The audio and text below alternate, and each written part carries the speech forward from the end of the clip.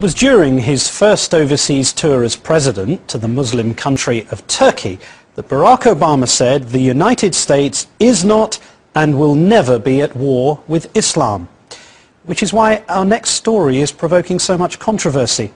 It concerns inscriptions that refer to biblical texts on weapons being deployed by American forces. Here's our chief investigative correspondent, Brian Ross. Brian?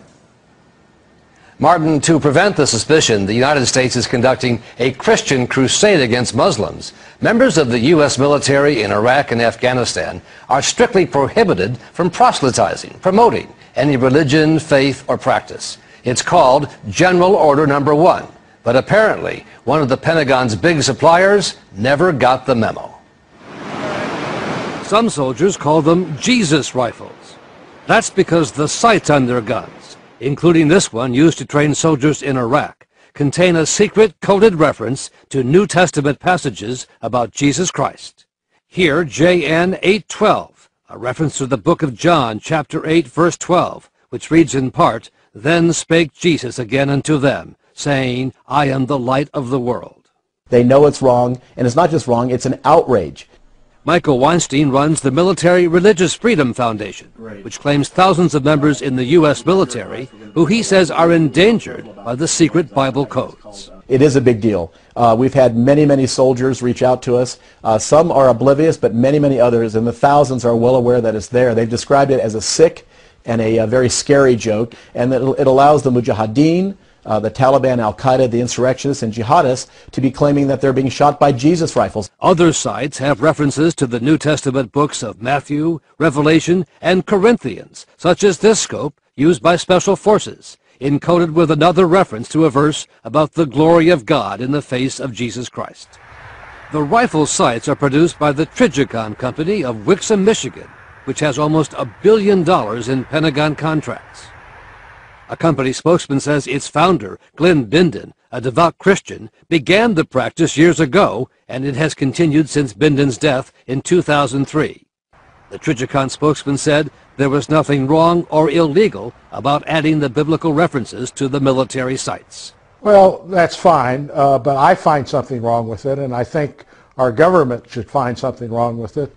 Retired Major General William Nash commanded the 1st Brigade of the 3rd Armored Division during Desert Storm in Iraq. He is now an ABC News consultant. There's a lot of organizations that provide Bibles to soldiers and Torah and and even copies of the Quran are given out to our soldiers.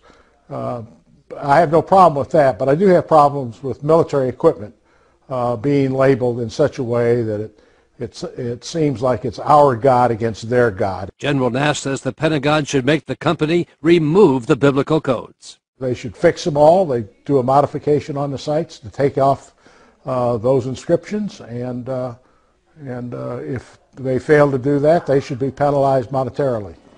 At the Pentagon, the Army and the Marines told ABC News they were unaware of the biblical codes until we contacted them. One of the really cool things that I like about this site. But on gun enthusiast and military websites, the presence of the New Testament references seem well known. As this gun reviewer pointed out, the passage from the book of John. I love it. I love it.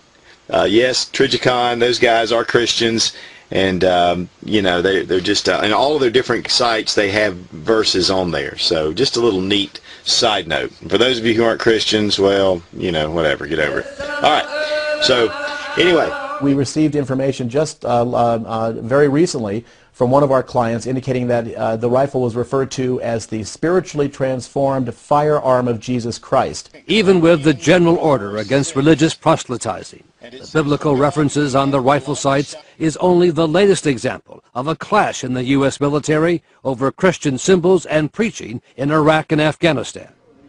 2 years ago in Afghanistan, American documentary filmmaker Brian Hughes saw boxes of New Testament Bibles published in Afghan languages. It was clear that those Bibles were there for the purpose of being distributed to the Afghan people, not to other soldiers, not to other people on the base, but to Afghan civilians. So it was clear that they were prepared to operate outside the boundaries of General Order Number 1. Filmmaker Hughes recorded U.S. Army Chaplain Gary Hensley in a provocative sermon at Bagram Air Base. You know, the Special Forces guys, they hunt men, basically. We do the same thing as Christians. We hunt people for Jesus. We do. We hunt them down. Get the hound of heaven after them. So we get them in the kingdom. Right? That's what we do. That's our business. Now the tiny biblical codes on the U.S. military rifle sights used by the Army and the Marines, as tiny as they are, seem certain to raise the issues again. We're training the Iraqis and the Afghans, the members of the military, on these very same weapons. They're training on weapons with biblical references from the New Testament on there. It's unbelievable. This is how we're going to win friends. It's not known precisely how many of the rifle sights with the secret Bible codes are now in use by the military. But the Trigicon Company just received a $660 million contract to be the sole supplier to the U.S. Marine Corps, and its sights are the preferred choice of the U.S. Special Forces.